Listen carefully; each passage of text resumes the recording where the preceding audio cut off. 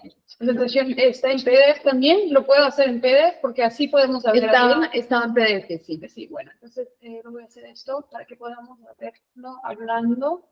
Y también, mira, solo voy a dejar de compartir y compartir otra vez. Perdón, ¿eh? Esta.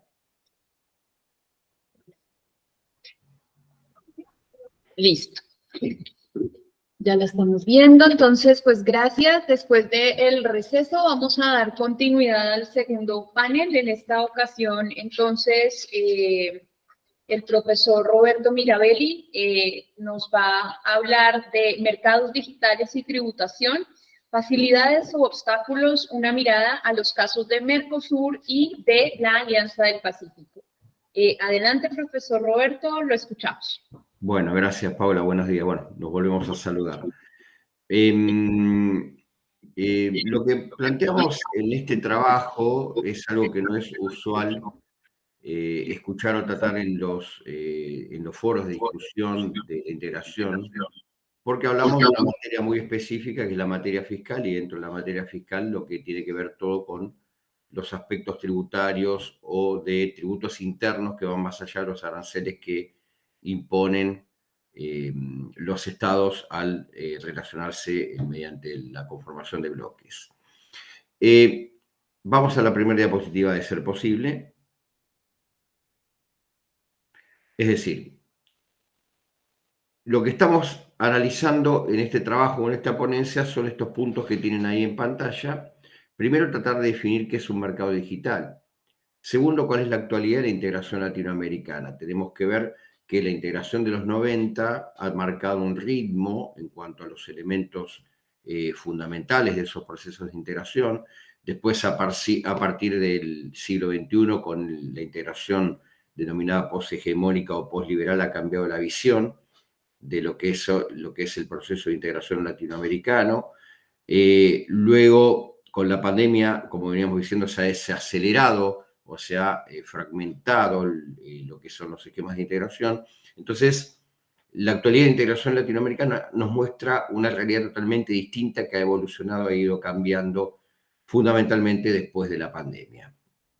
Después vamos a ver un poco la relación que existe entre los denominados mercados digitales y la tributación, la posibilidad de tributar impuestos dentro de los bloques de integración. Fundamentalmente nos vamos a limitar a los esquemas de la Alianza del Pacífico y del Mercosur, y después vamos a llegar a las conclusiones. Es decir, este es un poco el esquema que vamos a analizar en estos breves minutos.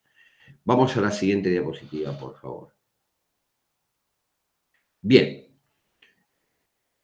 Con la pandemia se aceleró lo que es el comercio digital, es decir, ha habido una aceleración de algo que se venía dando desde antes de la pandemia con la inyección tecnológica o la incorporación de la tecnología a los mercados digitales, y la pandemia lo que hizo fue profundizar las relaciones digitales entre los bloques o entre los países intrabloques y también entre el comercio a nivel global.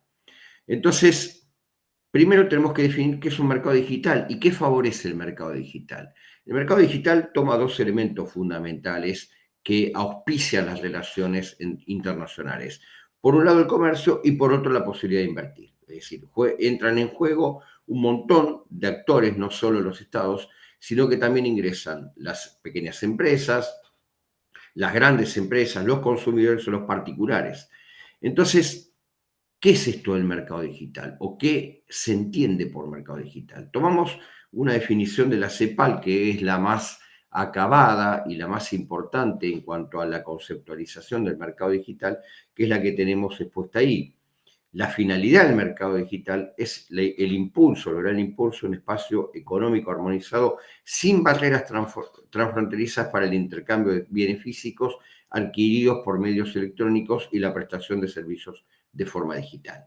Es decir, acá tenemos la finalidad y la definición de un mercado digital. Insisto, hay una aceleración de este tipo de procesos en la etapa post-pandemia. No es que no se venía dando, esto es como lo que estamos utilizando hoy, la tecnología del intercambio mediante plataformas como el Zoom o como el Google Meet, Bueno, eso se venía dando, pero con la pandemia, el aislamiento y la interrupción de ciertos servicios, los mercados digitales se han acelerado en cuanto a su profundización y masificación de utilización. Vamos a la siguiente diapositiva, por favor. Bien, ¿cuál es la situación actual de la integración latinoamericana? ¿Cuál es la situación actual en la cual se desarrollan estos mercados digitales? Vamos a tomar algunos elementos teórico-conceptuales. El periodo de pospandemia, que es el que estamos transitando, lo que ha generado es una especie de incertidumbre. Es decir, si tenemos que evaluar o poner un calificativo a la integración actual, debemos decir que estamos en una etapa de incertidumbre. Incertidumbre que implica un reacomodamiento de los esquemas de integración, con la participación de los estados fundamentalmente como actores principales, pero también con la gran participación de actores privados, fundamentalmente empresas transnacionales, que generan la circulación de bienes físicos y de bienes tangibles a partir de la instauración de mercados digitales. Como bien dice Mellado, el actual contexto de integración latinoamericana implica la existencia de una fragmentación regional. Es decir, hay un cambio en los esquemas de integración producto de la heterogeneidad que hemos venido mencionando en las exposiciones anteriores. Es decir, este cambio genera una fragmentación a nivel regional y es muy difícil lograr la homogeneidad de grupos integrados o de esquemas de integración. Citando a Giacalone, entendemos que a partir de la pandemia asistimos a un nuevo esquema de integración que es una especie de un nuevo regionalismo económico. Un regionalismo económico que dejó de ser un proceso superficial de eliminación o reducción arancelaria y se ha transformado en lo que se conoce como la integración profunda, en el sentido que se incluyen esferas sobre propiedad intelectual, servicios, compras gubernamentales, competencia e inversiones. De la integración profunda de los esquemas que estamos analizando, la Alianza del Pacífico específicamente la cita en el acuerdo marco y habla en su preámbulo de lograr una integración profunda para avanzar en la construcción de una libre circulación de mercancías, servicios, capitales y personas. Otros autores, como son Pastrana y Castro, esbozan que en la actualidad nosotros asistimos a lo que se conoce como el regionalismo cruzado. Este regionalismo cruzado presupone la existencia de relaciones inter o transregionales y que permiten la celebración de acuerdos de países de un bloque con países de otro bloque. Y esto facilitaría un poquitito el desarrollo o la salida de este letargo que se ha generado en el periodo post-pandemia con el estancamiento de las relaciones interregionales.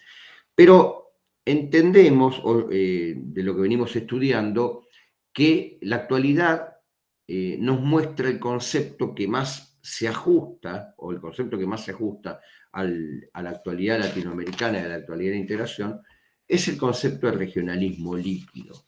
Allí los profesores Mariano, Bressan y Luciano lo entienden al regionalismo líquido como un regionalismo con fluidez, sin formas y poco diseño institucional. Ellos entienden que en la instancia actual en la cual nos encontramos, esta característica del nuevo regionalismo sería el que más favorecería el reacondicionamiento de las instancias de integración regional a nivel latinoamericano.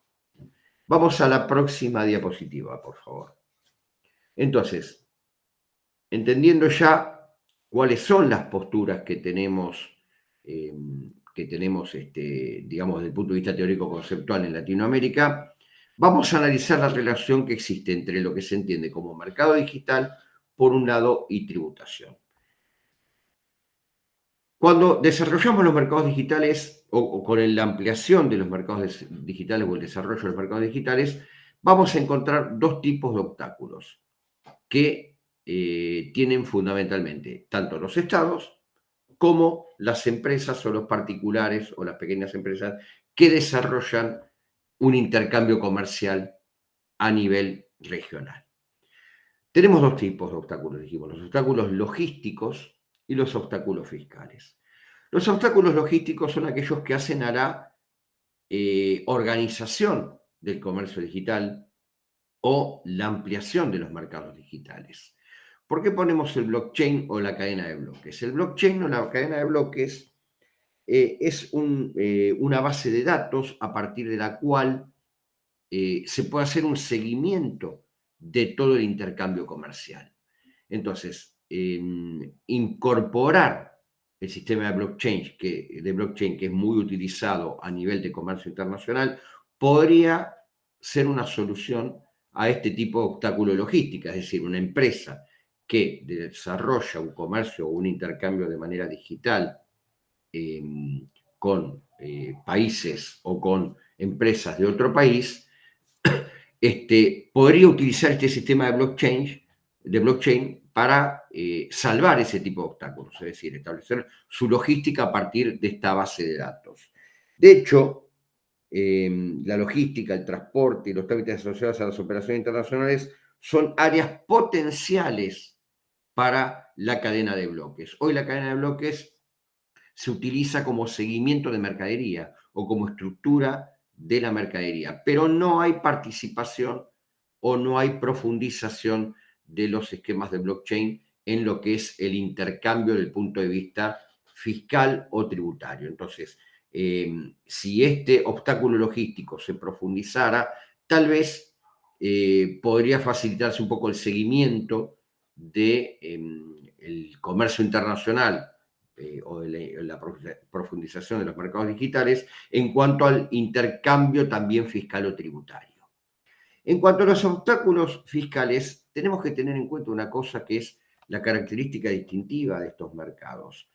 La presencia económica, es decir, donde las empresas desarrollan su actividad económica, no siempre va vinculada, no siempre está vinculada o relacionada con la presencia física.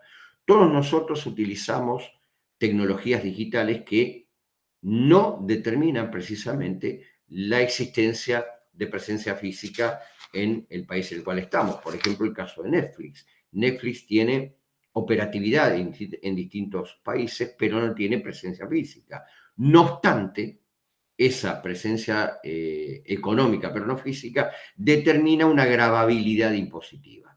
Entonces, acá lo que se plantea es la posibilidad de solucionar esta discontinuidad o esta distorsión o este desajuste entre lo que se entiende por presencia económica y con presencia física. Hay una iniciativa que busca una unificación de criterios o buscar la solución para este desajuste entre presencia económica y presencia física, que está marcada por la Organización para la Cooperación y Desarrollo Económico.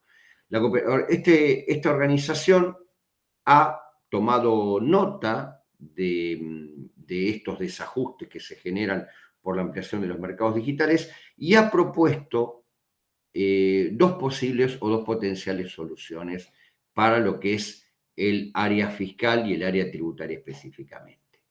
Esas dos soluciones son las que tenemos ahí. Por un lado, la unificación de tributos, que significa que se establecen los tributos que van a cobrarse por el comercio digital o la ampliación de los mercados digitales, y en base a eso los estados pueden digamos, generar ingresos o recursos propios provenientes de su especificidad fiscal, que es la concepción tributaria.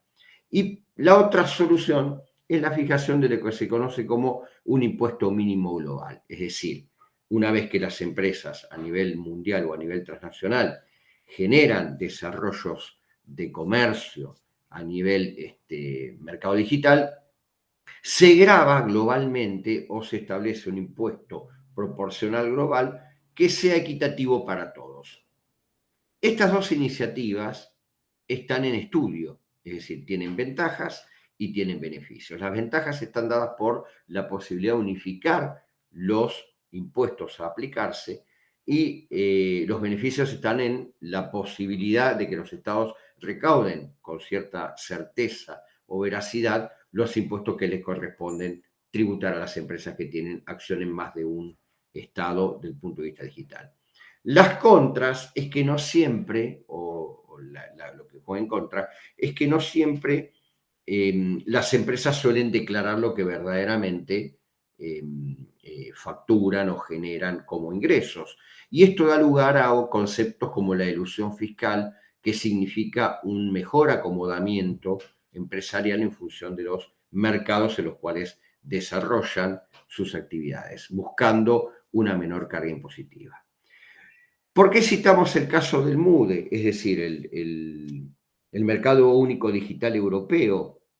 Porque el MUDE ha avanzado a partir del año 2015 con una postura vinculada con el mayor impuesto o el mayor gravamen o tributo que se cobra a nivel de mercados digitales, que es el impuesto al valor añadido o el impuesto al valor agregado, que es un impuesto netamente basado en el consumo, un impuesto indirecto.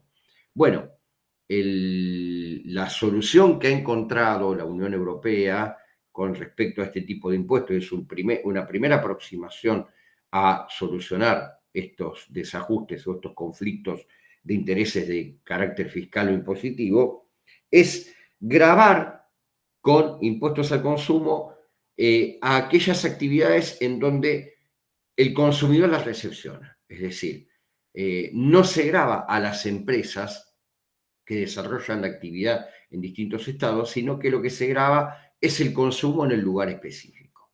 Entonces, como el servicio digital es brindado en distintos estados, lo que se grava es el lugar en el cual se brinda ese servicio. El problema que no ha sido solucionado y que requiere un análisis o un mayor grado de concentración en cuanto a cooperación, se da con otro tipo de impuesto, como el impuesto a la renta, es decir, el impuesto a la ganancia. Entonces, la aproximación de la Unión Europea apunta fundamentalmente a impuestos vinculados con el consumo o impuestos indirectos. Entonces, lo que hay que buscar es un ámbito de colaboración o de cooperación para ver cómo se solucionan otro tipo de gravámenes que sí deberían pagarse y que al momento no han sido resueltos. Vamos a la otra diapositiva y ya pasamos a los casos concretos de la Alianza del Pacífico y luego del Mercosur. Con respecto a la Alianza del Pacífico, quien ha sido un precursor en la conformación de acuerdos sobre tributación y vinculación con mercados digitales ha sido Chile. Chile firmó el Acuerdo de Asociación de Economía Digital, conocido como DEPA por sus siglas en inglés, con Nueva Zelanda y Singapur. Lo que ha establecido Chile o lo que establece el acuerdo en su preámbulo, es el reconocimiento de la importancia de la economía digital. Es decir, acá está la clave. La economía digital tiende a expandirse y nos está generando interrogantes de cómo tratar esa economía digital. Entonces, el preámbulo sostiene expresamente que hay una importancia en la economía digital que promueve el crecimiento económico inclusivo y entiende que el éxito económico sostenido depende de las habilidades conjuntas para aprovechar los avances tecnológicos, en orden a mejorar a las empresas existentes, crear nuevos productos y mercados y mejorar la vida cotidiana. Es decir, se parte del supuesto de que la expansión de los mercados digitales generan la capacidad de un mejor desarrollo o un mayor nivel de desarrollo de las sociedades. Pero ¿qué pasa? Nos encontramos con inconvenientes. Los mercados digitales no pueden ser instalados por un simple acuerdo, porque hay una cuestión de tangibilidad que debe cumplirse y hay una cuestión de procesamiento de nuevas tecnologías volcadas a la producción, volcadas al comercio y volcadas a la inversión. Entonces, lo que debe establecerse es lo que se conoce como hojas de ruta destinadas a los mercados digitales. Entonces, la Alianza del Pacífico ha sido ordenada en cuanto a la evolución de los mercados digitales y ha formado su propia hoja de ruta. ¿Por qué? lo que está buscando la Alianza del Pacífico es la conformación de un mercado digital con procesos, con etapas, que si bien no son preclusivas, son etapas que ayudan a echar un manto de luz sobre cómo deben tratarse las relaciones internacionales. Ahí, ya voy terminando entonces. Esta hoja de ruta está basada en dos hitos fundamentales, que son la 15ª cumbre del 2020, la declaración presidencial sobre desarrollo del mercado digital establece la conformidad de generar el mercado digital, y hay un protocolo adicional al acuerdo marco de la Alianza del Pacífico del año 2016, que también promueve el desarrollo digital. Para eso, la Alianza del Pacífico tiene muy en claro 3 elementos fundamentales que deben cumplir los países. Primero, o la hoja de ruta marca 3 elementos fundamentales que deben cumplirse. Primero, la mejora del acceso a la conectividad, porque hay un desfasaje que es común a los países latinoamericanos, que está dado por la falta de un acceso equitativo a la conectividad. Hay una desigualdad social en cuanto al acceso a la conectividad. Segundo, la creación de un entorno habilitado para promover el intercambio de bienes y servicios digitales, esto es decir, la armonización de legislación o de regulación que permita el intercambio digital. Y tercero, el objetivo propio de la creación del mercado digital, que es generar un espacio de desarrollo económico. ¿Qué pasa en el Mercosur? Vamos a la siguiente diapositiva. Tenemos una situación totalmente o diametralmente opuesta a la que se da en la Alianza del Pacífico. ¿Opuesta por qué? Porque hay una anemia regulatoria y normativa. El Mercosur no ha generado un espacio propicio para la generación de un mercado digital, vale la redundancia, para la creación de un mercado digital. Solamente tenemos una pequeña normativa, que es la decisión 27 del 2017 del Mercado Común, que crea lo que se conoce como Grupo de la Agenda Digital. Este Grupo de la Agenda Digital ha venido profundizando la relación entre los miembros del bloque del Mercosur en cuanto al comercio electrónico, y a lo que ha llegado es a la conformación del Acuerdo sobre Comercio Electrónico del Mercosur. Este Acuerdo sobre Comercio Electrónico del Mercosur lo que genera o lo que establece es que no pueden cobrarse impuestos internos, y esto va en consonancia con lo que establece la Alianza del Pacífico y lo que establece el acuerdo de Chile con los países asiáticos.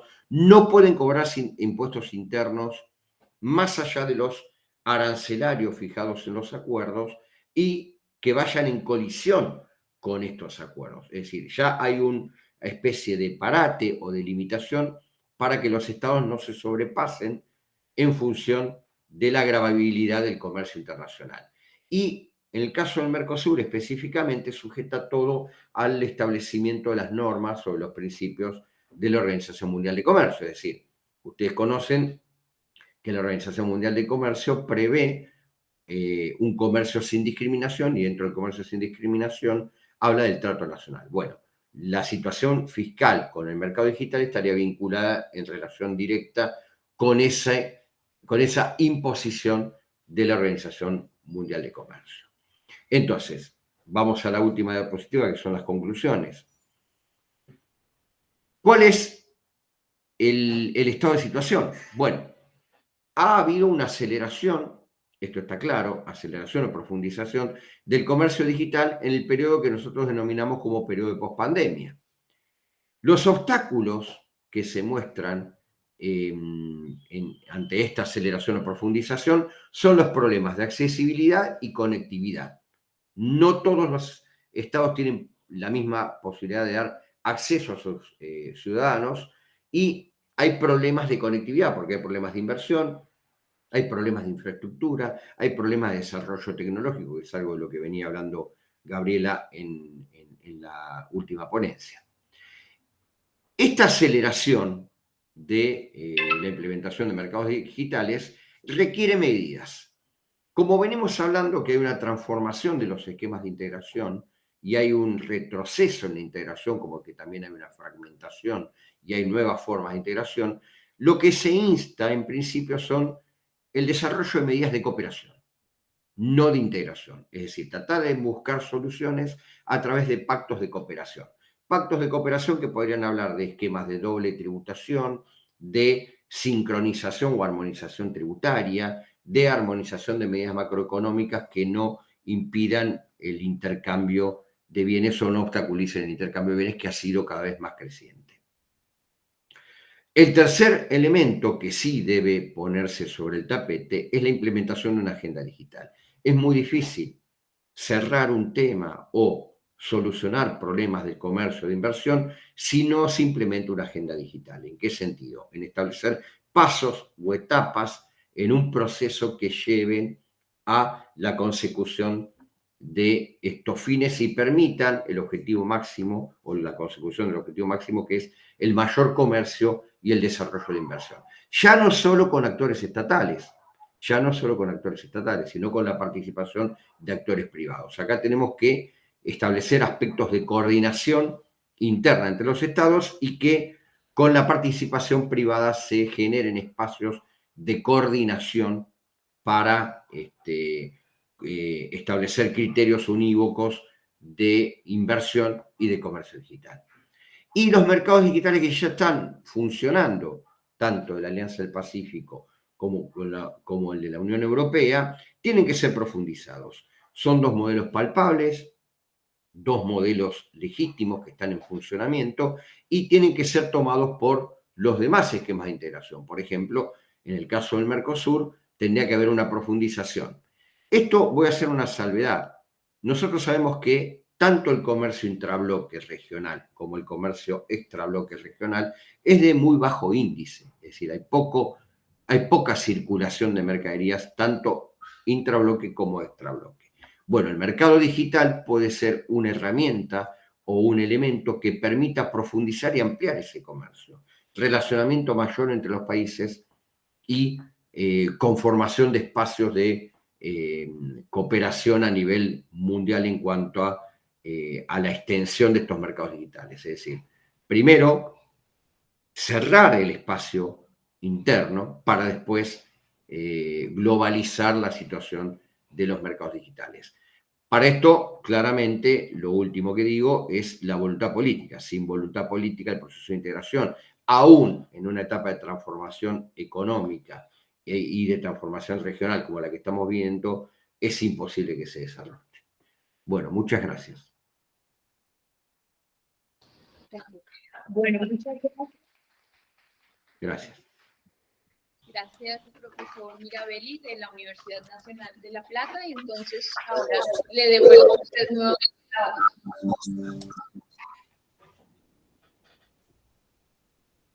Claudia, ¿nos puedes ayudar, por favor, a tener tu micrófono cerrado? Gracias.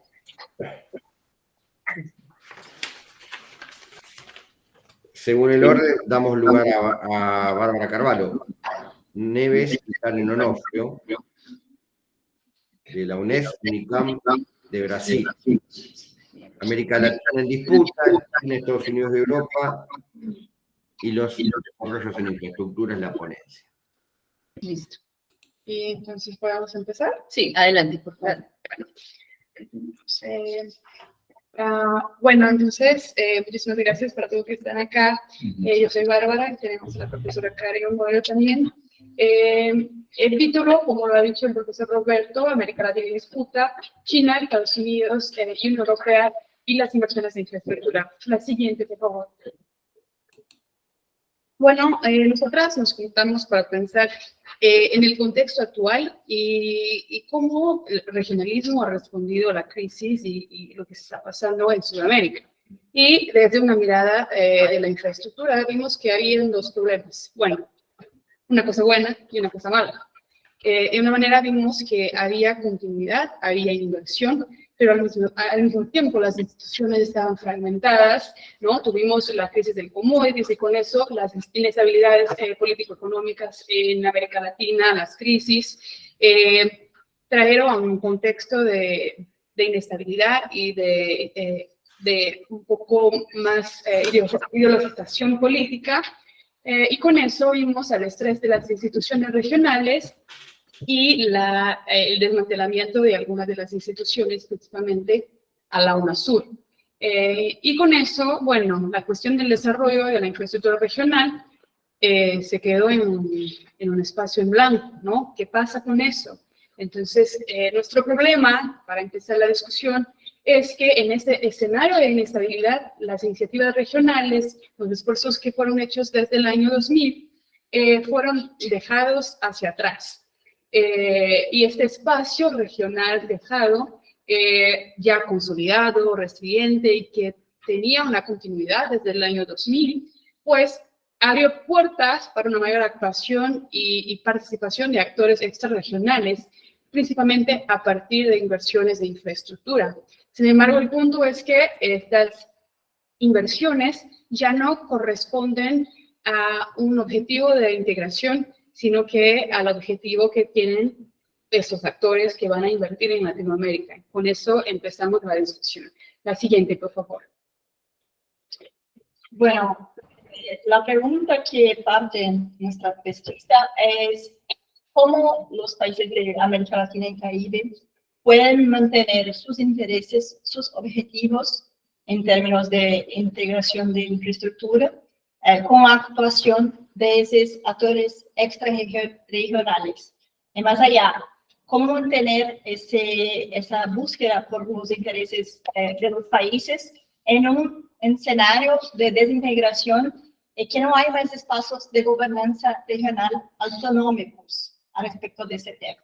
Entonces, esa es la principal pregunta que nuestro artículo busca contextualizar, debatir y contestar a cierta medida. Entonces, el objetivo principal también es evaluar la presencia china en América Latina y la respuesta del Occidente a esa investida de China en región. No, si puede. Ah, mira, sacó al profesor Nueve. Ahí. Y los argumentos centrales son las necesidades de infraestructura en la región y cómo son utilizadas también esa temática para expandir la influencia de la presencia de actores extrarregionales. Entonces, la clave analítica de nuestra análisis es justamente la infraestructura como el nexo para comprender la actuación de estos actores extrarregionales en la región, ¿sí? Porque el principal elemento también es que cuando hablamos de infraestructura, estamos hablando de un modelo de desarrollo. Entonces, ¿en qué medida los modelos de desarrollo latinoamericanos pueden ser buscados a partir de una lógica nacional, de interés nacional, cuando esa infraestructura está condicionada por intereses extrarregionales? La próxima. Bueno, entonces para esto nuestro texto, nuestro artículo que bueno, hemos trabajado y lo estamos actualizando porque las cosas están cambiando, ¿no? Siempre en Latinoamérica. Tenemos una introducción acerca del contexto de estos problemas y cómo la infraestructura es clave para este proceso de desarrollo. También discutimos la cuestión del regionalismo sudamericano sobre estrés, como por ejemplo bajo los textos del profesor Nolte y la profesora Brita, ¿no? Estos elementos que han expresado el regionalismo. Y la próxima parte que ya vamos a hablar es la resiliencia de los esfuerzos y demandas de infraestructura. Y después, cómo que a partir de esa demanda que se mantiene, se sostiene, vienen las inversiones chinas y después la percepción de amenaza de Estados Unidos y de Europa hacia la presencia china en Latinoamérica, en su espacio de influencia, y cómo eso, bueno, esta respuesta se desarrolla y las consecuencias para la región. Próximo. Bueno, la cuestión del regionalismo sobre estrés ya lo hemos hablado, tenemos las crisis políticas, Perú, Bolivia, pero lo principal fue el descrédito en las instituciones regionales. estos procesos de cambio político que vinieron a gobiernos de derecha, de extrema derecha, principalmente en Brasil, hicieron con que se desacreditaran en estos procesos regionales y los esfuerzos que, bueno, han empezado desde el año 2000, se han dejado hacia atrás. Principalmente estamos hablando en este caso del Consejo Sudamericano de Infraestructura, que había incorporado a la iniciativa de integración de la infraestructura regional sudamericana a IRSA y COSIPLAN. Y entonces este contexto se vuelve la oportunidad de la crisis del regionalismo y de una mayor inserción e influencia de actores extrarregionales. Y como dijo la profesora Karen, los impactos para nuestros planes nacionales o regionales de desarrollo y mismo de integración regional se quedan un poco impactados con eso. Próximo. Sí. Y acá vemos la resiliencia de los esfuerzos en la infraestructura. Bueno, infraestructura es algo necesario y en Latinoamérica, aunque tenemos inversiones, es insuficiente a lo largo del plazo, ¿no? Precisamente porque el porcentaje que tenemos de inversión es muy pequeña comparado con lo que la CEPAL o las Naciones Unidas dicen que tenemos que invertir del PIB anualmente. Pero lo que vemos acá es que desde que se creó a UNASUR, bueno, este periodo acá que está en verde es el periodo de IRSA, las inversiones en Sudamérica, y después el periodo del COSIPLAN hasta 2018. Lo que se vio en este periodo es que durante UNASUR, ¿no? Su existencia y el COSIPLAN, las inversiones de infraestructura subieron mismo en un periodo de crisis. Entonces, las obras se continuaron a construir y las inversiones continuaron a llegar a estos países, aunque con esta inestabilidad y esta desacreditación de los esfuerzos regionales. La siguiente, por favor. Y mira, lo que tengo acá es algo que yo traigo de mi tesis actual y que estamos hablando y trabajando juntas yo y Karen, es que mismo después del fin, ¿no? Del desmantelamiento de UNASUR, estas obras de la cartera de COSIPLAN han continuado mismo sin el nombre de COSIPLAN, de IRSA y nada. Y eso ha pasado por diversos motivos, principalmente una continuidad nacional. Entonces, las obras que tenían interés de élites nacionales o que tenían interés económicos nacionales han sido continuadas por esos actores y por inversiones nacionales o nacionales que vinieron de hacia afuera. Entonces, tuvimos en ese periodo los proyectos que ya estaban siendo construidos hasta 2018 eran 165 de la cartera del COSIPLAN. Hasta 2020, y este número ha mejorado mucho hasta enero de este año, que lo he actualizado pero no lo traje, teníamos ya 30 más concluidos, 30 proyectos concluidos, 64 que aún continuaban a ser construidos en Sudamérica, 33 que estaban parados y 38 que no tenían información. Estos parados es información buena, la cuestión de la corrupción, la batalla y todo está influenciando eso. Y claro, la crisis también influenció en esos países porque los recursos se fueron hacia otros lugares, ¿no? Pero lo que pasa es que esta continuidad que se dio ya no estaba más vinculada a un proyecto regional, ya no estaba más vinculada a los países en la mesa hablando y acordando un consenso de para qué vamos a construir infraestructura, dónde queremos llegar o para qué serviría esta integración o este esfuerzo de infraestructura, ¿no? Y teníamos ahí el rol de los multilaterales, entonces BIC, CAF y FONPLATA, que continuaban a financiar obras, pero principalmente teníamos a China, a Europa y ahora a Estados Unidos. La siguiente.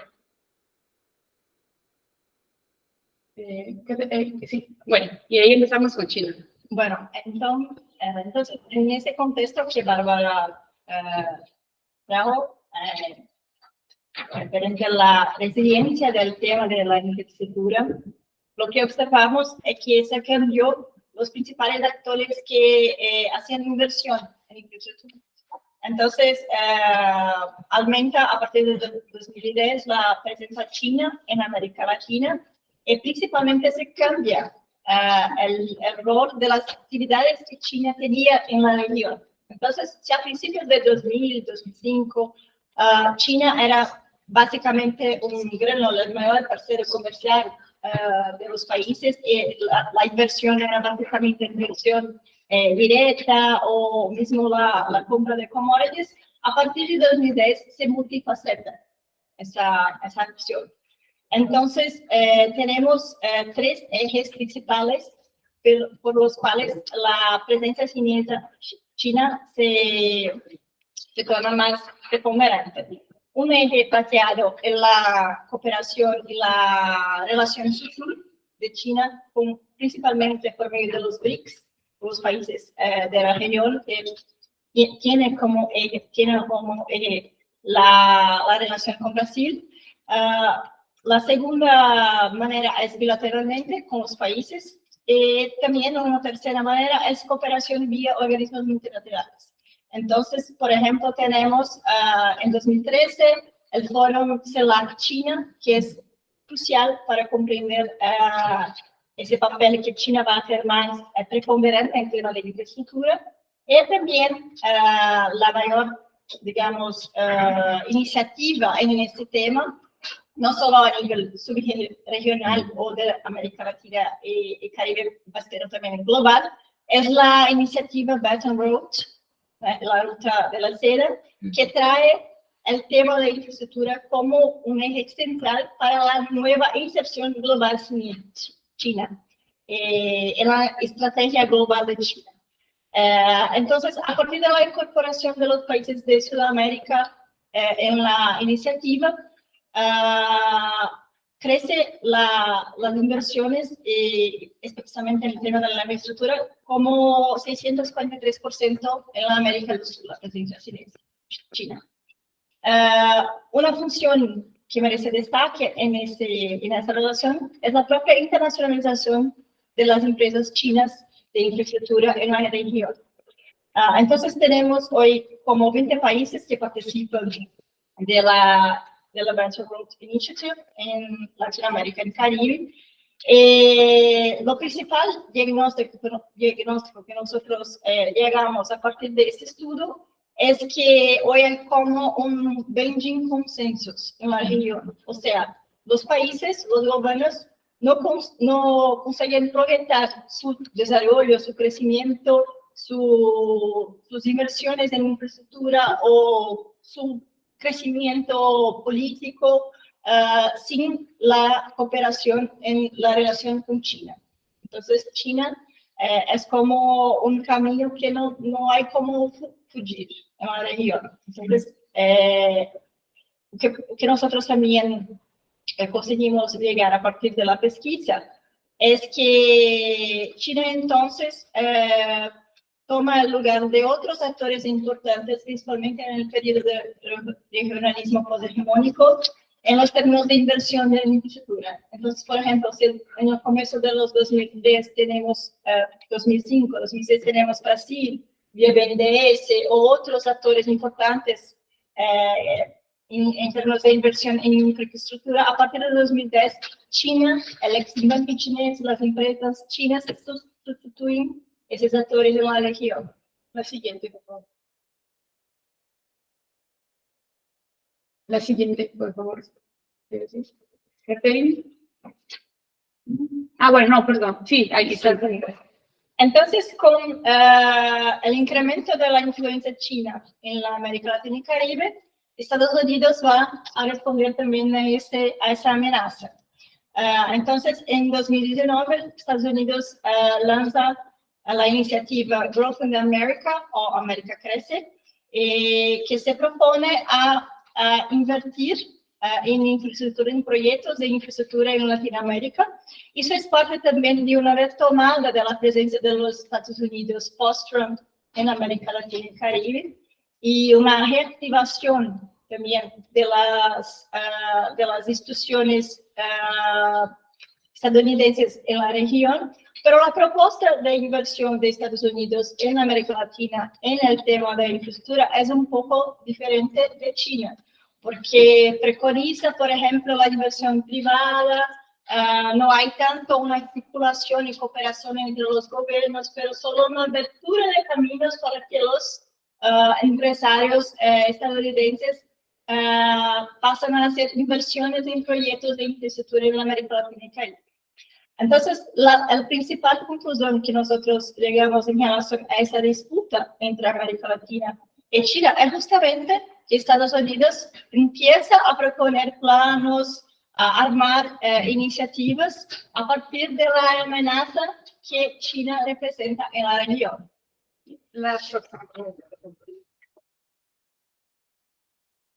Bueno, y entonces para finalizar, después vamos a las conclusiones en estos minutos finales. Tenemos a Estados Unidos, que llega después de Estados Unidos, perdón, a Unión Europea, que llega después de Estados Unidos.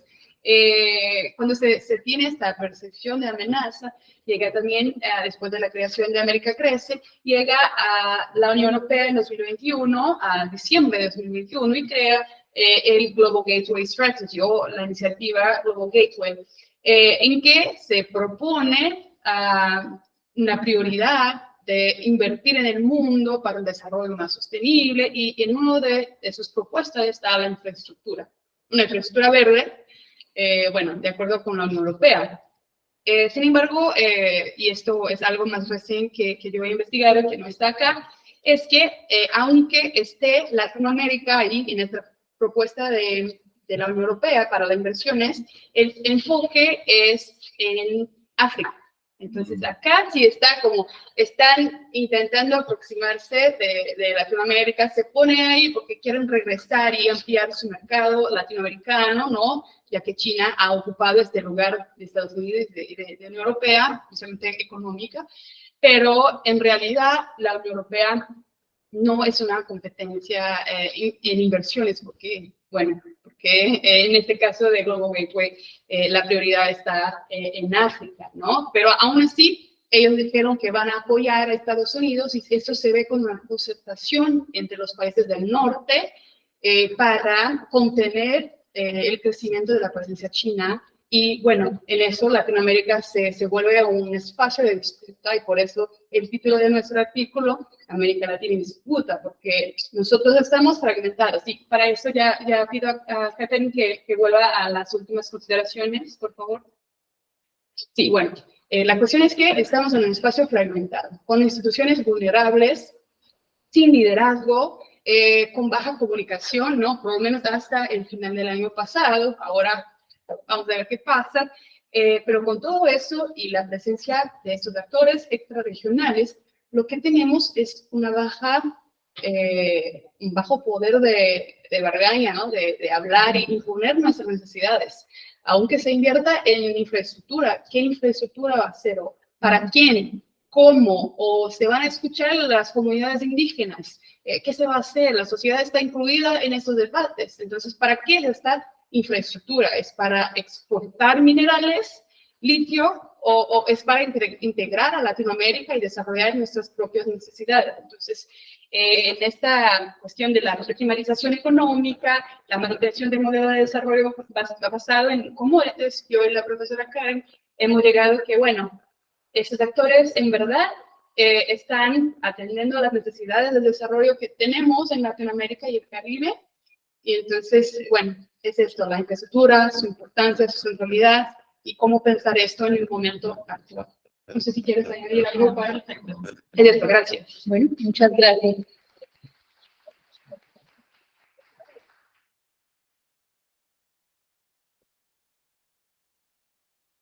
¿Brasil hace parte de la iniciativa de la Ruta y la Seda de Chile? No, todavía no. Bueno, muchas gracias por la presentación de Bárbara y de Karen.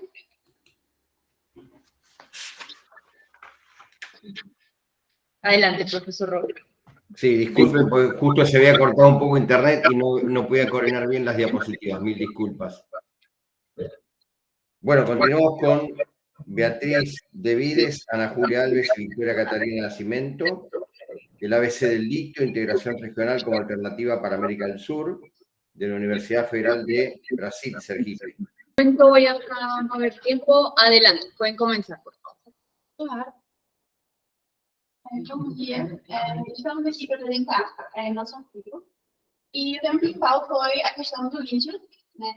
E no artigo apresentamos desafios, perspectivas para a defesa desse recurso que se concentra em grande quantidade na América do Sul. Então, na nossa primeira parte, a gente falou sobre a revisão geográfica. E aí, começamos falando sobre as propriedades e aplicações do lítio, né? O lítio é um metal alcalino, de maior eletropositividade, e ele tem seu principal uso, hoje em dia, seria nas baterias de dispositivos móveis e de íon lítio, e para uso em energias renováveis, como refrigerante, como líquido refrigerante das usinas nucleares. Inclusive, por isso que apresentamos o lítio como recurso estratégico para a América do Sul, já que muitos países desenvolvidos já veem o lítio como uma oportunidade de melhorar suas tecnologias de internet e baterias, em geral. E aí, sobre a América do Sul, a perspectiva da América do Sul para o lítio, seria a emergência de um novo paradigma tecnológico para os países da América Latina, principalmente do ABC, do lítio, né, que seria a Argentina, Bolívia e o Chile, que concentram 60% das reservas de todo o planeta. E é uma estratégia também, seria uma estratégia não só de desenvolvimento econômico e de tecnologia, mas também como um recurso da América do Sul ser uma potência de defesa de tecnologias e de energia renovável.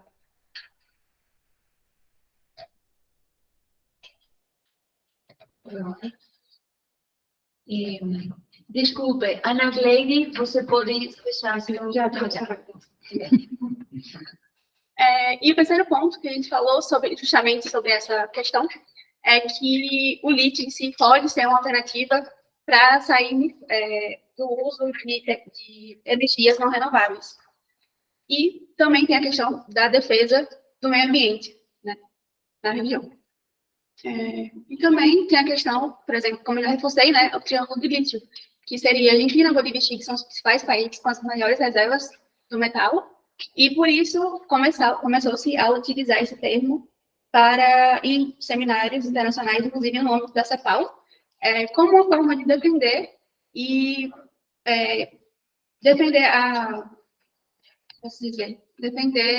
a conversa, né, entre vários profissionais de várias áreas, por exemplo, engenheiros e, inclusive, internacionalistas, sob a perspectiva de como a América do Sul poderia superar o status de que empresas de fora utilizam esse recurso para produzirem tecnologias próprias. Eu mudei. Certo. E aí, justamente nesse espaço dessas instituições, foi percebido que o uso do lítio não está sendo valorizado na região e a principal forma de utilizá-lo seria por meio das empresas transnacionais. E aí, todos os recursos que têm lítio vão para outros países, por exemplo, empresas norte-americanas e empresas europeias utilizam desse recurso para desenvolverem tecnologias de internet, baterias em geral.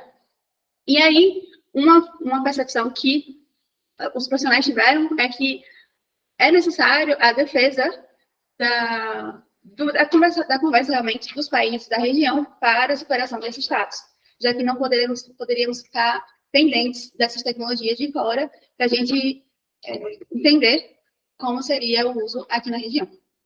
E aí, por exemplo, tem a questão do desenvolvimento regional também, que seria uma possibilidade do lítio participar dessas conversas. E aí, por exemplo, a questão da energia, mais uma vez, né, que seria uma forma sustentável de desenvolver. E aí, a questão da soberania também, né, já que, como eu falei, o autor muito importante para o nosso artigo foi o Nassif, que ele defende que o lítio em si é um recurso estratégico para os países da região, para o ABC, já que há uma necessidade de defesa dele para que possamos desenvolver uma tecnologia puramente sul-americana. Aqui a gente passa para a parte da contextualização histórica, que basicamente foi um trabalho de levantamento das políticas de exploração do lítio nos 3 países do ABC. A gente inicia com o caso argentino, que a exploração especificamente no Salar del Hombre Muerto, e a gente começa a nossa contextualização a partir da década de 1990, que é quando a gente vê uma onda de privatização da indústria de mineração na Argentina, e nisso entrou o recurso estratégico, que é o lítio. Essas empresas privadas são, sobretudo, alemãs e estadunidenses, e elas são autorizadas a explorar o lítio no país com uma mínima intervenção estatal, eram autorizadas ali na década de 1990.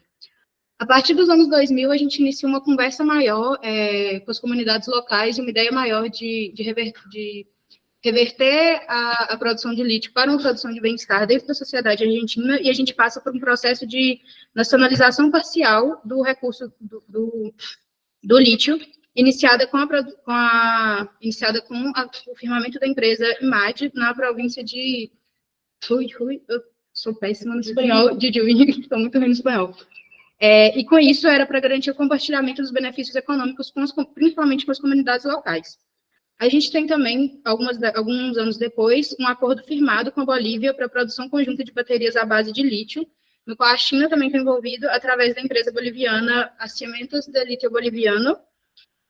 Também na década de 2020, com essa intencionalidade da nacionalização da produção do lítio, a gente passa a ter enfrentamentos entre essas empresas privadas já estabelecidas na região e o governo argentino, e diversos debates sobre regiões sensíveis e os impactos ambientais dessa exploração do lítio, sobretudo na região de Puna. Acho que pode passar. Em 2020, a gente vê um acordo entre o governo e empresas privadas, garantindo uma maior porcentagem do lítio para o governo argentino, só que ainda assim é uma porcentagem desbalanceada, sobretudo pela questão da transferência tecnológica que é necessária para a exploração do lítio na Argentina. Agora pode passar. A gente começa agora o caso boliviano, e é interessante a gente perceber talvez uma inversão do caso boliviano em comparação ao caso argentino, porque inicialmente na década de 70 se inicia a exploração do lítio com interesse na indústria nuclear, e vem diversas tentativas de coalizões com empresas estrangeiras, porém elas são todas mal sucedidas, sobretudo por uma política mais protecionista dos recursos naturais dentro da Bolívia. Tanto que essa exploração ela é praticamente interrompida na década de 80 pela falta de investimento e de coalizões que conseguissem beneficiar essa transferência tecnológica. A gente tem uma retomada no início dos anos 2000, com políticas de exploração ainda nacionalistas, só que um pouco menos em comparação às que eram estabelecidas na década de 80. Isso acabaria por gerar ainda assim, isso acabaria por gerar fugas de capital para países com políticas mais liberais do próprio ABC, e também na Austrália. E o que a gente pode perceber aqui é que talvez uma maior consonância de políticas pudesse ter sido beneficiada, pudesse trazer benefícios ao ABC do lítio, sobretudo na questão de que essa fuga de capitais vão para esses países ao lado, que se eles possuíssem uma coalizão maior, provavelmente eles conseguiriam estabelecer políticas protecionistas e de maior benefício próprio. A partir de 2006, a gente vai ver uma reorientação para maior participação em interesses de coalizões sociais dentro da exploração do lítio, sobretudo de campesinos e indígenas preocupados com a questão ambiental da exploração dentro do país. E em 2008 a gente vê o que pode ser considerado uma renacionalização, já que dentro da Bolívia ele praticamente nunca deixou de ser um recurso nacional, com a criação da WLB e a busca de empresas estrangeiras para transferência de tecnologia e estabelecimento de projetos conjuntos, sobretudo empresas alemãs e chinesas nesse caso, porém a gente vai ter uma grande suspensão de acordos com essas empresas alemãs. A partir de 2018, como já citado anteriormente, a gente vai ter essa colisão entre a WLB e empresas chinesas. Depois tem a entrada da Argentina para a produção de baterias de lítio em fábricas operantes através de energia solar. Dentro da Bolívia, uma grande questão... Dentro da Bolívia, uma grande questão que a gente vai ter e um grande desafio que a gente tem é uma desconfiança exagerada da comunidade internacional em relação à falta de transparência governamental e à ausência dessa transferência de tecnologia pelos termos protecionistas que a Bolívia estabelece dentro da própria governança do lítio. E aqui a gente começa a linha do tempo do caso chileno, onde a gente vai ver uma política mais liberal e uma indústria nacional de exploração do lítio um pouco mais robusta, mas ao mesmo tempo estabelecendo muito mais coalizões estrangeiras a partir da década de 80. A gente começa ali com o estabelecimento da Sociedade Química e Mineira de Chile, que substituiu a Corfo, e ela passou a ter direito à exploração do lítio a partir da década de 80. O que a gente vai ter aqui no Chile, apesar da empresa da comunidade de exploração um pouco mais robusta e da maior transferência tecnológica, a maior problemática vai ser a partir de 2018, com um grande escândalo de corrupção que envolveu a SQM, que levou à renúncia do presidente da empresa e uma desconfiança gerada da comunidade civil em relação à empresa e a esse recurso estratégico. A partir daí, os debates eles vão se centrar no estabelecimento de projetos para a declaração do lítio da SQM como de interesse nacional, centrando ele em empresas estatais, ao invés de ter toda essa transferência tecnológica, até porque os produtos finais do lítio chileno geralmente não têm o selo chileno internacionalmente. Veio, então, um projeto não muito claro de estabelecimento da Empresa Nacional do Lítio, e que ainda teria efeitos desconhecidos dentro da empresa de lítio chileno, como a gente já conhece. Eu já falei disso. Pronto. E aí, como eu citei, o Nassif, né, ele aponta o caráter estratégico do lítio, e isso impacta diretamente para ele na soberania sobre os recursos naturais próprios do ABC. E a questão da evasão, exatamente como a Ana Juliana falou, da evasão do capital, que é obtido pelas empresas transnacionais. E aí, pode passar? Pode passar. A gente vai ter aqui também diversos apontamentos de Rodrigues e Pádula, que foram dois outros autores que a gente utilizou bastante dentro dessa contextualização, que eles vão defender que diversas das convulsões políticas dentro da América Latina, elas poderiam ser resolvidas se não houvesse uma discrepância tão grande dentro das políticas do ABC do lítio durante o primeiro ciclo de exploração do lítio, que ele foi de 2005 a 2005, e que caso essas políticas não entrem em consonância, elas provavelmente vão ser intensificadas entre 2035 e 2045, já que o lítio tem uma demanda crescente mundialmente falando. Nisso, eles dão algumas alternativas como forma de exploração conjunta, que elas viriam da integração focada nos recursos estratégicos, através de uma planificação de políticas regionais de segurança e uma maior busca por participação no estabelecimento dos preços internacionais.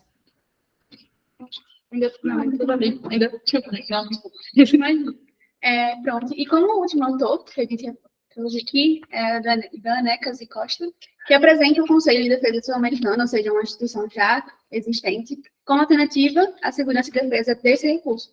Não só do lítio, mas de outros também, nessa questão mineradora. E como uma forma de superação, né, dessa desconfiança das instituições, ainda mais depois da Onda Azul, na América do Sul. E aí, como a gente apresenta no artigo, as considerações finais seriam que a gente defende uma concordância dos acadêmicos que haveria uma necessidade de cooperação entre os países do ABC para propostas de políticas que já existem, claro, mas que são ainda insuficientes para a proteção desse recurso, e como forma também de proteger a soberania dos países em relação ao lítio e de outros minérios, e também de outros recursos. E é isso. Muito obrigada.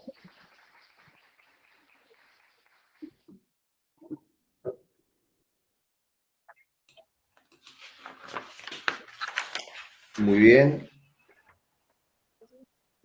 Vamos a dar lugar entonces, gracias por la presentación, profesoras, a la última presentación de este bloque, ¿no es cierto? Paulo Martínez y Regián Bressan, Integración Física Regional Sudamericana, el caso del corredor bioceánico entre Campo Grande y puertos chilenos 2015-2022. Buenos días a todos, soy profesora Regiane Bressan. Primero quiero saludar a profesora Paula, a profesor Santos, profesor Jonathan y a todos presentes que se deslocaron de sus ciudades, de sus países para agregar a nosotros en el tercer Congreso de Gridale. También saludo a los profesores e investigadores que están en la participación virtual. Agradezco también la oportunidad de hacer esta presentación. Bien, Este trabajo está siendo desarrollado junto a mi alumno de doctorado. De verdad, él que está haciendo la investigación, yo soy la orientadora, pero le invité de forma muy delicada a participar del tercer congreso de Gridale. Él ha escrito el texto, pero lo que pasa, él fue agraciado con una beca en Argentina y ahora está haciendo su estágio doctoral en Argentina. Y mejor que eso, él va a hacer la investigación de campo tan importante para una tesis de doctorado. Así que estoy acá hablando, pero ya pido licencia para hablar de este tema, pues estoy delante de una de las personas de Brasil que más trabaja, ellas con integración física regional sudamericana. Yo voy a hacer acá la presentación de la ponencia y hablar un poco de la investigación y también de dónde Paulo estará haciendo la investigación de campo y traer acá algunos puntos para discutirnos, para reflexionar y hacer, ¿no? Antes de cerrarnos la mesa. Bien, Catherine, ¿puedo cambiar? Sí, gracias. Bien, vamos a estudiar una ruta dentro de UNASUR. Sabemos que la IRSA fue abrigada por UNASUR, pero sabemos de la historia de UNASUR, que es una historia bastante compleja. UNASUR ha enfrentado un esvaciamiento desde la ola azul, como Eddie estaba diciendo, y discutimos mucho el regionalismo en el grupo 1, las instancias estruturales del regionalismo en el grupo 1, y sabemos de toda la problemática. Entonces, obviamente, eso también acaba por afectar la integración física de la región, pero es interesante ver cómo la UNASUR, a pesar de su esvaciamiento, hay un interés en mantener inversiones y mantener los aportes y el desarrollo de la infraestructura regional que es tan necesaria. Yo siempre digo a mis alumnos jóvenes, hay que viajar y conocer nuestra región. Hay un bus desde Barra Funda que lleva a Bolivia y se cruza Bolivia, se llega a Chile, se llega a Perú. Yo hice eso. La mochila, 30 días de bus, mirando, conociendo, entendendo, porque es tan importante pensarmos en infraestructura. Es muy importante. Pero ahí preguntamos, infraestructura para quién y por qué. Entonces, esta es una de las preguntas que queremos hacer. Por favor, Jenny. Bien, acá yo tengo los proyectos de COSIPLAN, IRSA. La ruta que Paulo está investigando es justamente la ruta que va a llevar Puerto Murtinho, la frontera de Mato Grosso do Sul entre Brasil y Paraguay hasta Chile. Para Paraguay es muy importante tener una salida al mar. Incluso esto es un problema histórico que ya hubo guerras en torno de esta cuestión, o sea, conflictos en torno de esta cuestión, y estamos acá en este congreso defendiendo que la integración es la mejor manera de superar problemas regionales, cuestiones regionales. Entonces, somos todos acá defensores de una misma bandera, porque el otro lado de las relaciones internacionales tenemos los realistas que van a apostar en los conflictos, ¿no? Y nosotros acá defendemos que la integración, a pesar de todas sus dificultades, es la mejor manera, la solución para cuestiones como esta, ¿no? Y no es apenas Paraguay que quiere el acceso al mar, sabemos que Brasil quiere también tener un acceso al Pacífico. Próxima, por favor. Entonces, el corredor bioceánico, la ruta bioceánica, la ruta de integración latinoamericana, la RILA, constituye justamente un modo rodoviario de exportación que se inicia en el Mato Grosso del Sur. Imaginen que la provincia, el estado de Mato Grosso del Sur es un estado agroexportador y que está muy lejos de la costa brasileña al Atlántico. Entonces, para estos productores es bastante interesante tener una salida a Pacífico, mirando a quién, a China, es más importante como un parceiro comercial, no solamente de Brasil, pero de todos los nuestros vecinos. Así que queremos exportar, importar, pero sobre todo exportar soya, maíz, minério de hierro, equipamentos, equipos, destinados sobre todo a Ásia, China y América del Norte. Entonces, hay este proyecto de la ruta y queremos entender más los meandros, las cuestiones que involucran la construcción de esta ruta. Sí, por favor. Acá tenemos la exportación de soya. Por favor, lo próximo.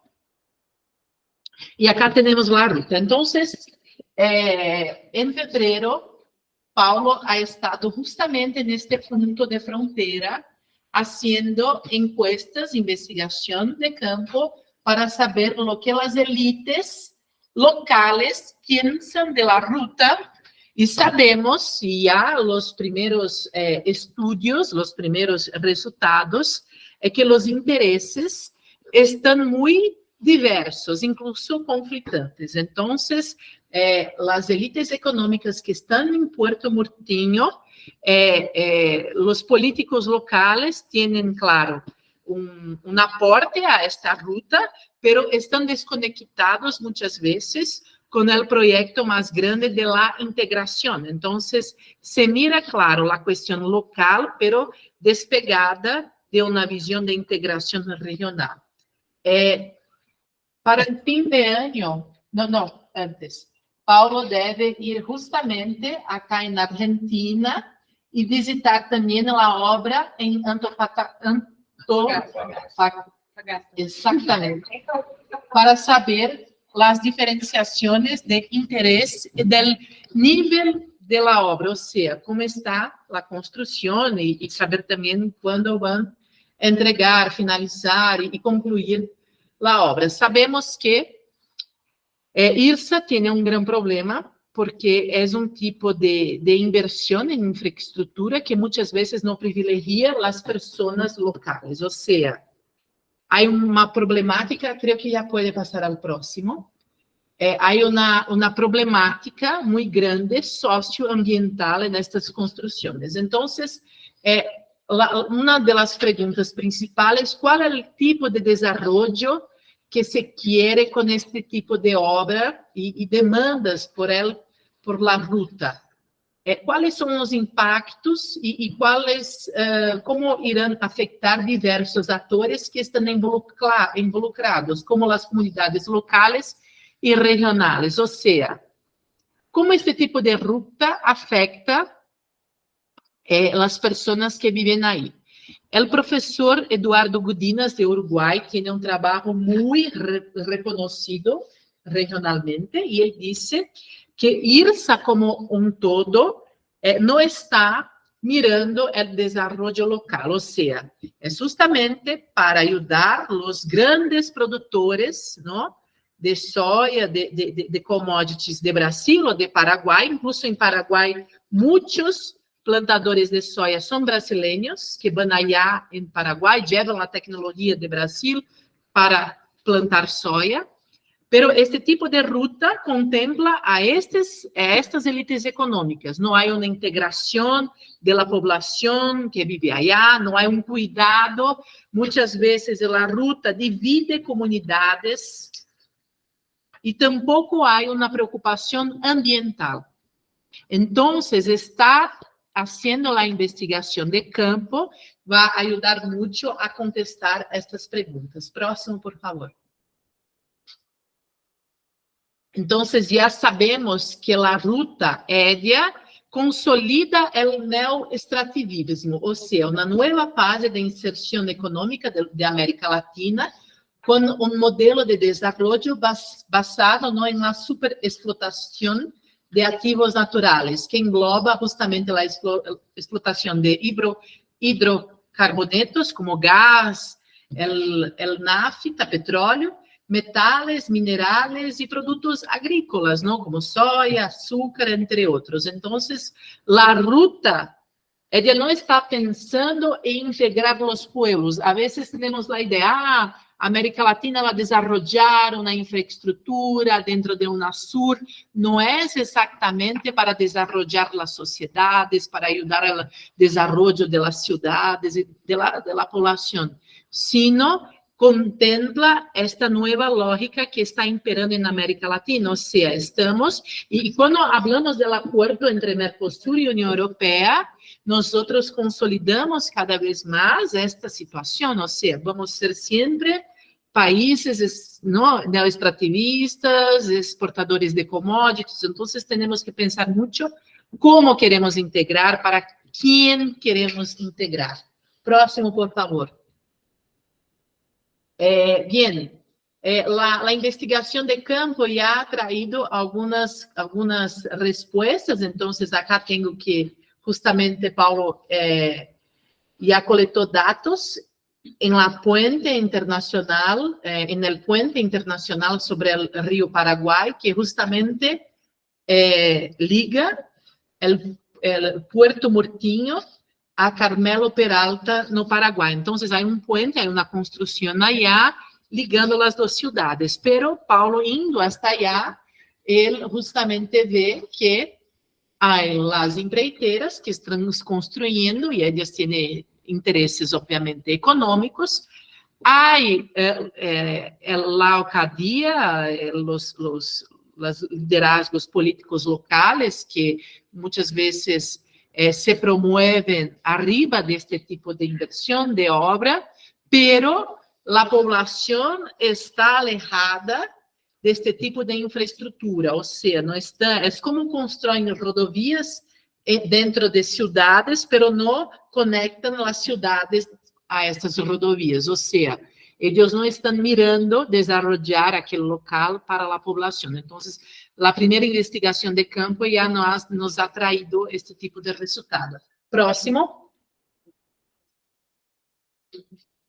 Entonces, vemos que la ruta prevalece el neoextrativismo, no hay compromiso en el desarrollo local de sus comunidades, el medio ambiente, no hay prácticas sustentables, entonces estamos, a partir de ese congreso, hablando mucho sobre las dos temáticas, integración y medio ambiente, y vemos que no hay una preocupación de hacer un desarrollo sostenible, intereses individuales en cada grupo en las obras, entonces una desconexión incluso sobre los intereses, un objetivo general final, impactos socioambientales, entonces sabemos de los impactos que este tipo de obra está trayendo para la población, para estas sociedades. Próximo, Jenny.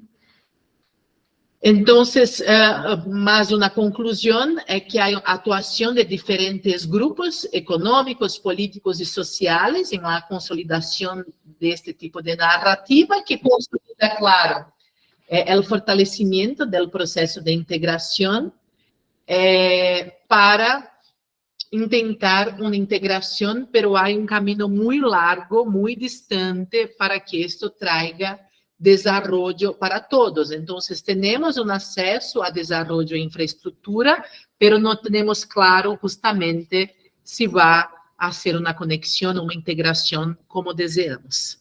Es eso. Muchas gracias.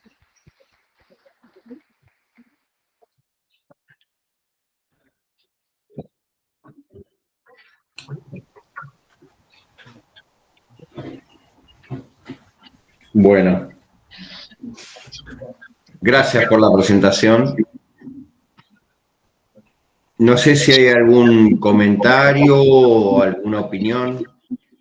Sí, yo quisiera de pronto hacer un comentario general frente a las presentaciones que hemos visto en la mañana de hoy. Pues nuestra mesa precisamente de discusión sobre armonización de políticas para una integración multidimensional y el desarrollo sostenible, en términos generales, mi formación no es economista necesariamente, pero sí entiendo y veo algo que me parece importante resaltar de lo que hemos discutido hasta este momento, y es que de alguna manera sí hay iniciativas alrededor de temas muy puntuales en digitalización, en temas de comercio, en temas de explotación de alguna u otra manera. en las cuales pues creo que lo importante de este tipo de ejercicios académicos es resaltar, ¿no? A veces nos limitamos a criticar, a veces falta esto, no se ha hecho esto, la voluntad política no existe, no hay, etcétera, pero se nos olvida, creo que es como parte de la reflexión de lo que me lleva a esta discusión, y de alguna manera es que pues nosotros hacemos parte de esos proyectos, ¿no? El hecho de visibilizar lo que se está haciendo, el hecho de llamar a seguir fortaleciendo esas rutas, a no dejar que se pierdan esos esfuerzos de integración alrededor de Mercosur, ver cómo rescatar lo que se hizo en algún momento en UNASUR, que no necesariamente era todo tan perdido, ¿no? En materia de salud, hubiese sido interesante ver qué hubiera pasado con una UNASUR en pandemia, porque realmente sí se habían hecho cosas de cooperación en términos de diplomacia, en diplomacia científica, en diplomacia de la salud, que habría sido un ejercicio interesante ver cómo hubiéramos reaccionado en ese marco durante la pandemia. Pues no pasó así que, sin embargo, es como una reflexión de que tal vez este retorno de UNASUR pues pueda retomar esas buenas prácticas, esas buenas iniciativas, y no, como mencionábamos ayer, pues reinventar la rueda, sino que pues coger la rueda que hay y arreglarla un poco de manera coloquial. Entonces, pues me voy, digamos, de esta primera parte de la discusión en la mañana con iniciativas de cosas que se están haciendo, que se están trabajando y que de alguna manera sí están permitiendo que la región se repiense desde otros lugares y no necesariamente desde esos otros lugares donde otros actores nos dicen tiene que estar América Latina, sino que sí hay una suerte de contestación por parte de la región por encontrar un lugar propio en el que evidentemente el elemento o el factor político es importante, pero hoy veo que hay otro que también es muy importante y es el social, ¿no? Y es como de alguna manera, pues también en ese sentido se han generado redes. Entonces simplemente quería compartir, profesor Roberto, pues esa reflexión que me surge alrededor de las 8 ponencias que hemos escuchado alrededor de la mañana. Yo tengo dos preguntas, Roberto. Sí. Sí. La primera, pues, es para ti en el sentido de qué sectores son los que más han desarrollado el comercio electrónico en la región. Eso es, yo tengo la impresión que es esto de comida rápida, ese tipo de cosas, ¿no? Pero tú has avanzado mucho más, conoces mucho mejor. La otra es para Bárbara. Este concepto de Beijing Consensus, ¿es de ustedes o lo tomaron de gran parte? Porque nunca lo había oído. Esas son mis dos preguntas. Gracias. ¿Contesto yo la primera? Sí, adelante, profesor. Bueno, los servicios han sido los que más se han profundizado, los que más se han profundizado son los de transferencia digital, extra países e intrapaíses, los textiles, los calzados y la alimentación. Esos son los sectores que más han crecido en cuanto a comercio electrónico. Sobre todo los de servicio de transferencia digital. Ok, muchas gracias, profesor Roberto. ¿Profesoras? No, el concepto no es nuestro, es un autor que estamos buscando acá para decir correctamente, pero es un concepto que en cierta medida hace una sustitución al concepto de Washington Consensus. Muestra justamente el cambio de la importancia de actores hegemónicos en la región en los años 90 y a partir de los 2005. Entonces, es un poco esa idea del paradigma hegemónico que pasa a influenciar los países geopolíticamente también en América Latina. Entonces, esa idea que nos pareció muy acertada. Es de la profesora Zulipa, un texto de 2014. Después, si quiero, podemos pasar. Y en ese momento la cucharada para preguntar rápidamente, ¿ustedes creen que Brasil va a entrar para ser parte de la iniciativa prontamente o...?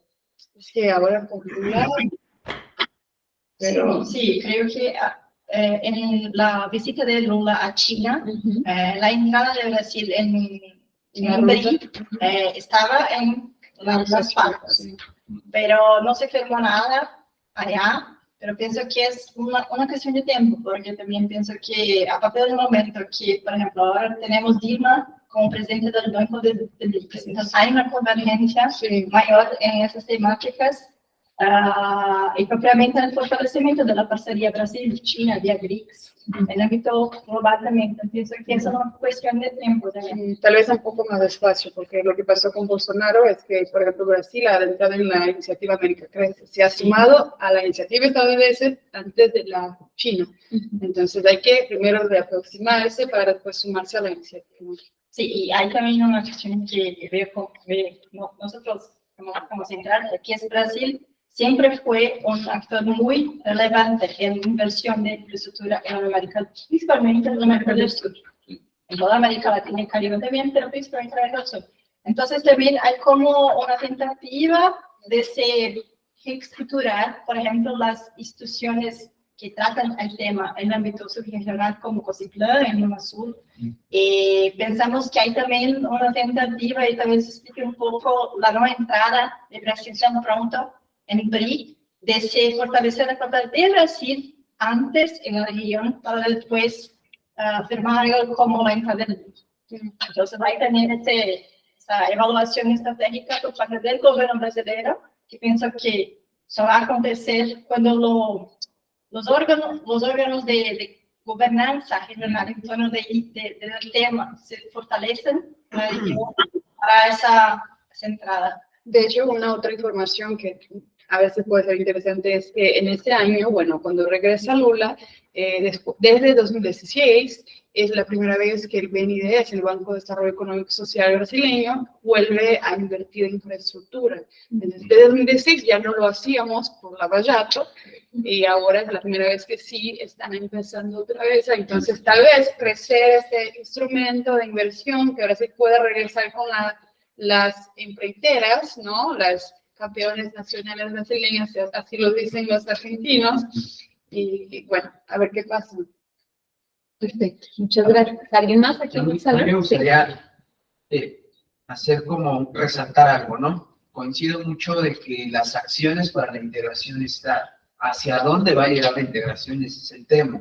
Y creo que hay 4 pilares, ¿no? La infraestructura, fomentar el comercio intrarregional, la integración productiva, y algo de que no hablamos, pero está de trasfondo, el financiamiento para la estructura. Creo que son los ejes donde están nuestros temas de trabajo, y lo que me parece genial es que todo se tiene que reorientar hacia el desarrollo económico. Por ejemplo, las infraestructuras, tanto esta como este corredor bioceánico, a mí me llama mucho la atención.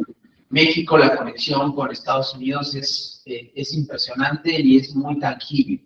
Pero para que se diera eso, habría que construir infraestructura. No por nada, el Canal de Panamá, tenemos una carretera muy importante que se llama Puebla-Panamá. Es decir, llega desde el canal a Puebla, y de Puebla se divide hacia Texas o hacia la costa de California.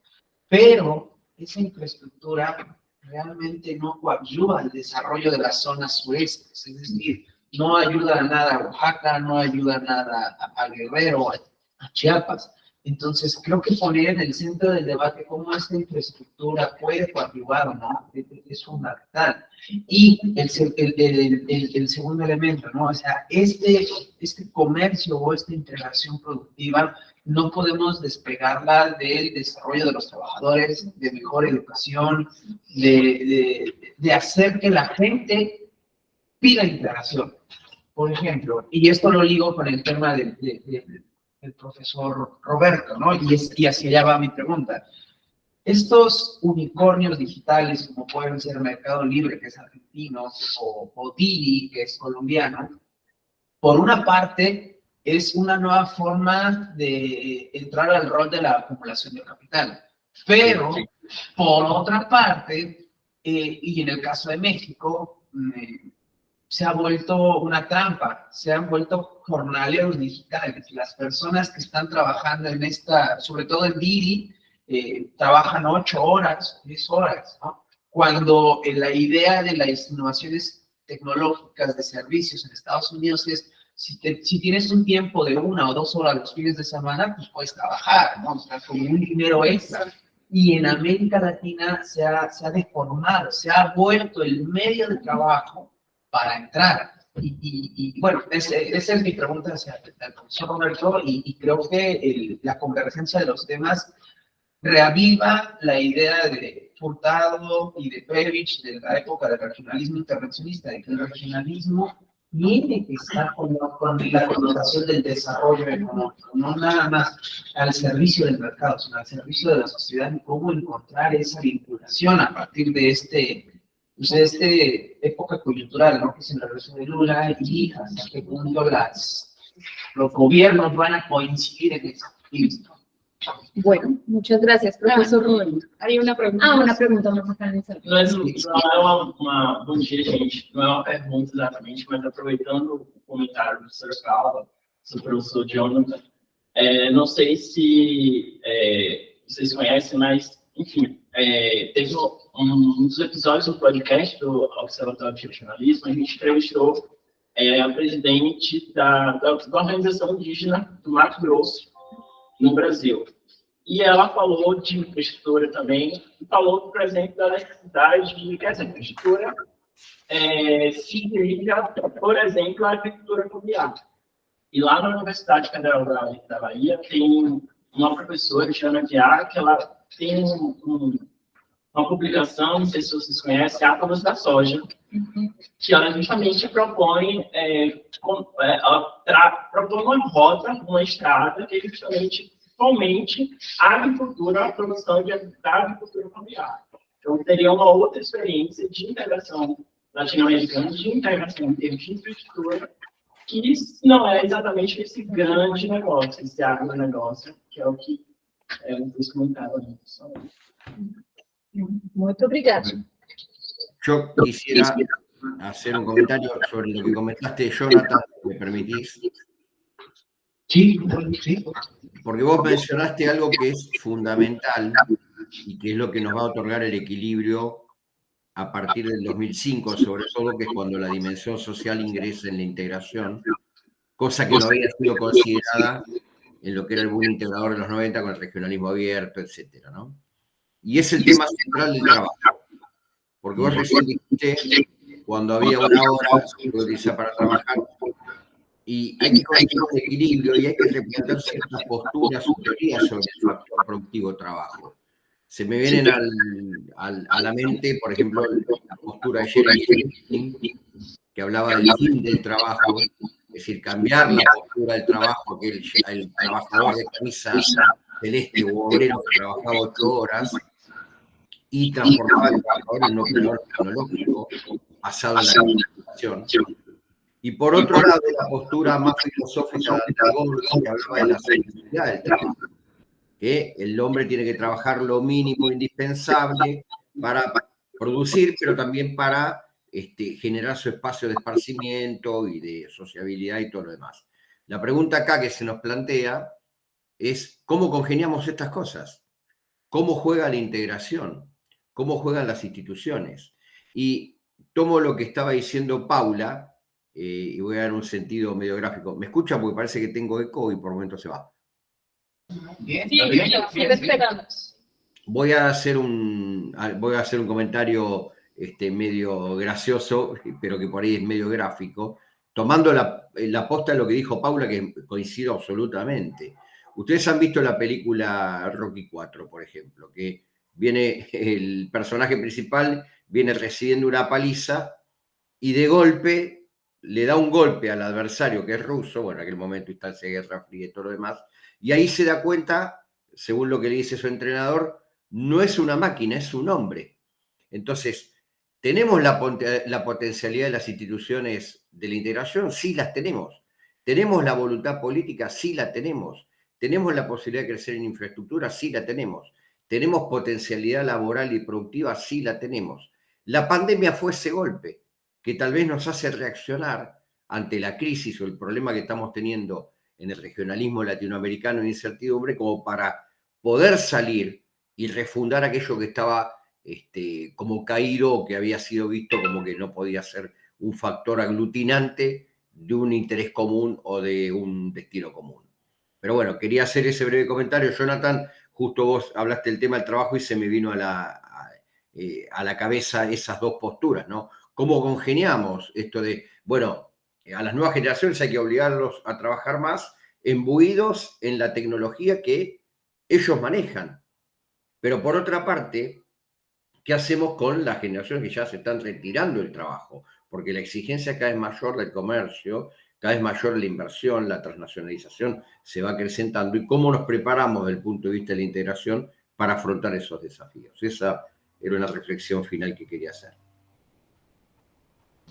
Bueno, muchas gracias, profesor Roberto. Muchas gracias a las presentaciones que tuvimos ahorita en esta segunda parte. Siguiendo entonces con nuestro cronograma, vamos a un receso de almuerzo y retomamos, a las 2:30 de la tarde en este mismo salón, y para los que están virtuales en los mismos enlaces. Entonces, muchas gracias y feliz almuerzo para todos. Muchas gracias a todos. La verdad que ha sido muy fructífera la mañana en cuanto a ponencias. Muy agradecidos para todos. Muchas gracias a todos. Saludos. Nos vemos por la tarde. Gracias.